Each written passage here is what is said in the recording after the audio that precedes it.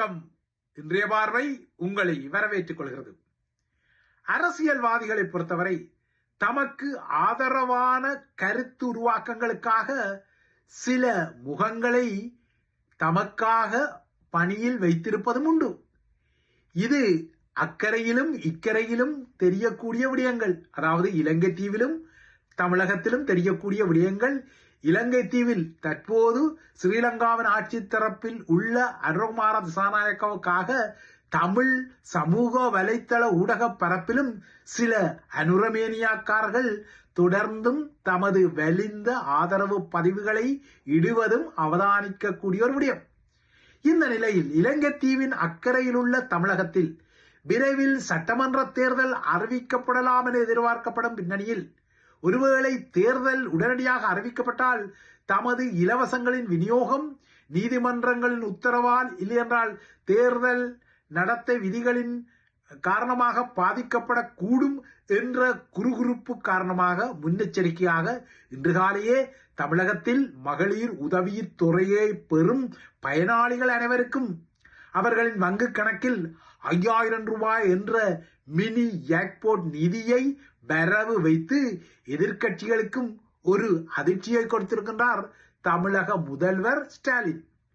அத்துடன் திராவிட முன்னேற்ற கழகம் மீண்டும் ஆட்சியை பிடித்தால் தற்போது மகளிர் உதவித்தொகையாக வழங்கப்பட்டு வரும் 1000 ரூபாய் தமது புதிய ஆட்சியில் 2000 ரூபாயாக உயர்த்தி வழங்கப்படும் என்றும் ஸ்டாலின் அறிவித்திருக்கிறார்.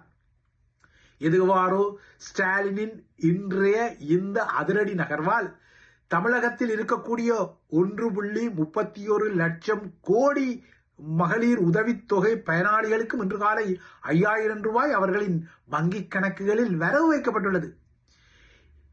இந்த மாதம், அடுத்த மாதம், ஏப்ரல் மாதங்களுக்கு என 3 மாதங்களுக்குரிய முன்பணமாக 3000 ரூபாயும், கோடை காலத்துக்கு வழங்கப்படும் சிறப்பு நிதி என்ற வகையில் 2000 ரூபாய் எனவும் மொத்தமாக 5000 ரூபாய் வழங்கப்பட்டுள்ளது.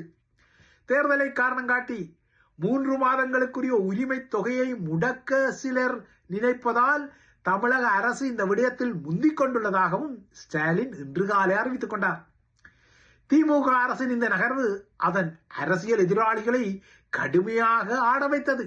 ஏனென்றால் 5000 ரூபாய் அதுவும் பெண்களுக்கு வழங்கப்படுவது என்பது பெண்களின் வாக்குகளை தமக்கு இழுத்தெடுக்கும் திமுக அரசின் வியூகம் என்பதும், இந்த வியூகம் பலனளித்துக் கொண்டால் தமக்கு எதிர்வரும் தேர்தலில் அடிகிட்டிக் கொள்ளும் என்பதை உணர்ந்து கொண்ட தமிழக எதிர்க்கட்சிகள் இந்த விடயத்தில் காட்டமான விமர்சனங்களை உடனடியாகவே வெளியிட்டனர். இது தேர்தல் நேரத்து காசு என அவர்கள் அலறிக்கொண்டனர். இந்த அலறல் நிலை அண்ணா திராவிட முன்னேற்ற கழகத்தின் பொதுச் செயலாளர் எடப்பாடி பழனிசாமி முதல் தமிழக வெற்றி கழகத்தின் தலைவர் நடிகர் விஜய் உட்பட்டவர்கள் வரை உடனடியாகவே எதிர்வினையாக வந்தது. தேர்தல் தோல்வி பயத்தில் முதல்வர் ஸ்டாலின் இதனை செய்தாலும் தமிழக பெண்கள் இந்த 5000 ரூபாய் உதவித்தொகையில் ஏமாற மாட்டார்கள் எனவும் அவர்கள் எரிந்து விழுந்தனர். ஆனால் யதார்த்தமாக 5000 ரூபாவை ஒரே நாளில், அதுவும் இன்று காலை சுளையாக தமது வங்கி கணக்குகளில் பெற்ற பெண்கள் எவ்வாறு திமுகவை வஞ்சிப்பார்களா அல்லது அவர்களுக்கு வாக்களித்துக் கொள்வார்களா என்பதும் சுவாரஸ்யத்துக்குரிய ஒரு விடயம். இதற்கிடையே தனது அரசியல் வருகையால் தான் அச்சமடைந்த திமுக இவ்வாறாக எல்லாம் நகர்வதாக தவேக விஜயும் விமர்சித்துக் கொண்டார். எனினும் திமுக அணியில் உள்ள விடுதலை சிறுத்தைகள் கட்சியும் அந்த கட்சியின் தலைவரும் நாடாளுமன்ற உறுப்பினருமான திருமாவளவன் ஒரே நேரத்தில் 5000 ரூபாய் பெண்களுக்கு கிடைப்பது அவர்களுடைய மனங்களை குளிரச் செய்யும் அறிவிப்பு என இன்று காலை ஒரு அறிக்கையிடலை செய்தார். ஸ்டாலினின் இன்றைய இந்த அதிரடி 5000 ரூபாய் மகளிர் உதவித்தொகையை திருமாவளவன் வரவேற்றுக் கொண்டாலும் தமிழர் தாயகத்தின் தேசிய தலைவர் தொடர்பான அவரது அண்மைய கருத்தை ஈழத்தம் மக்கள் வரவேற்கவில்லை என்பது தெரிந்ததும் நேற்று அவர் ஒரு நீண்ட தன்னிலை அறிக்கையை வெளியிட்டிருந்தார்.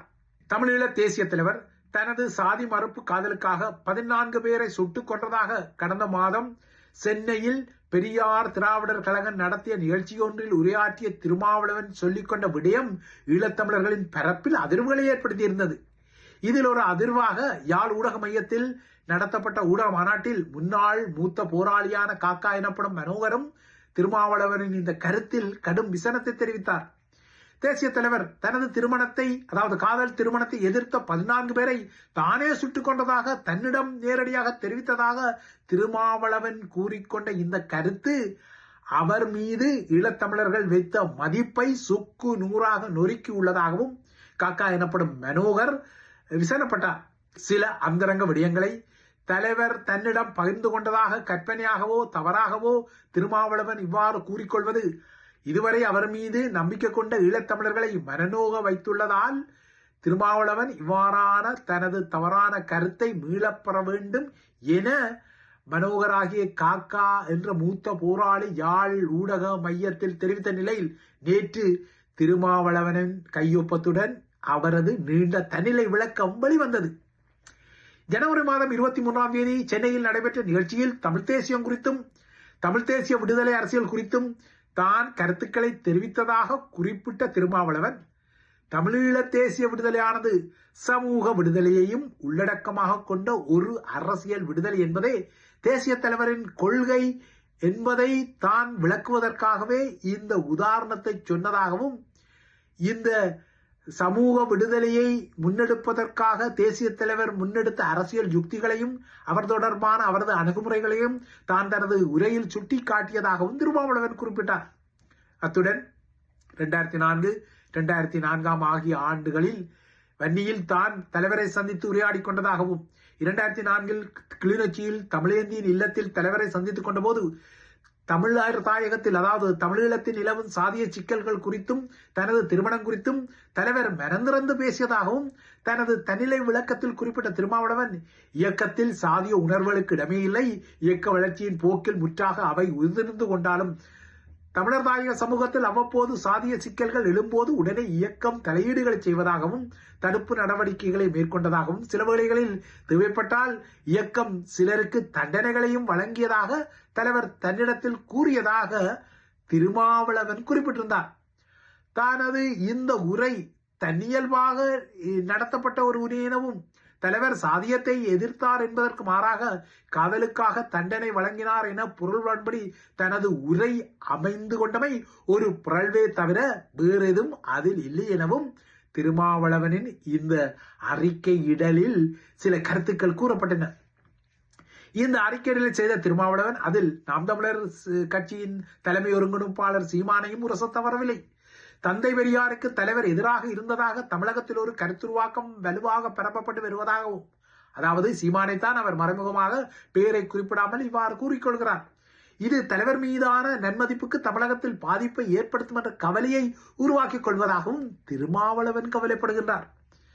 தேசிய தலைவர் பெரியாருக்கோ அவரது சமூக நீதி சிந்தனைகளுக்கோ எதிரானவர் இல்லை என வலியுறுத்தவே தலைவரின் திருமணம் மற்றும் சாதியமைப்புக்கு எதிரான அவரது நடவடிக்கைகள் குறித்து தான் சென்னை கூட்டத்தில் பேசியதாக குறிப்பிட்ட திருமாவளவன் தனது உரையில் பிறழ்வு நடந்து விட்டமைக்கு தான் மிகவும் வருந்துவதாகவும் சொல்லிக் கொண்டார்.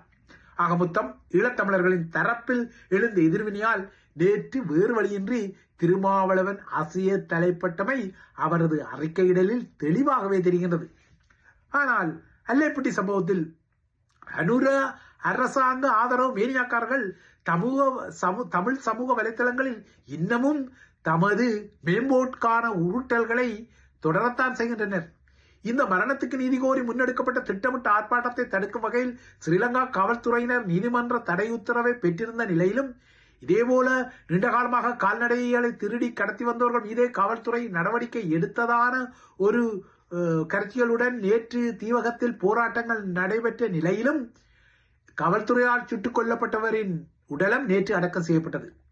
இறுதிச் சடங்குகளுக்கு பின்னர் அவரது தாயார் சில விடயங்களை ஊடகங்களுக்கு தெரிவித்தார். தனது வீட்டுக்கு நேற்று வந்த காவல்துறையினர் இந்த விடயத்தில் போராட வேண்டாம் எனவும் கடுமையாக தமக்கு அறிவுறுத்தலை வழங்கியதாகவும் அவர் கூறிக்கொண்டார். அத்துடன் ஸ்ரீலங்கா காவல்துறை சொன்ன இடத்தில் தான் தனது மகனின் உடலம் புதைக்கப்பட்டதாகவும் அவர் குறிப்பிட்டார்.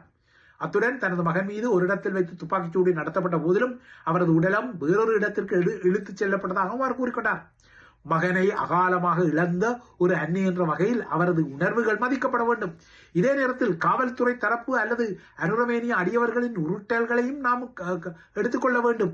காவல்துறையினரே சட்டம் ஒழுங்கை கடுமையாக மீறிக்கொள்ளும் வகையில் இந்த கொலையை யாரும் நியாயப்படுத்திக் கொள்ள முடியாது.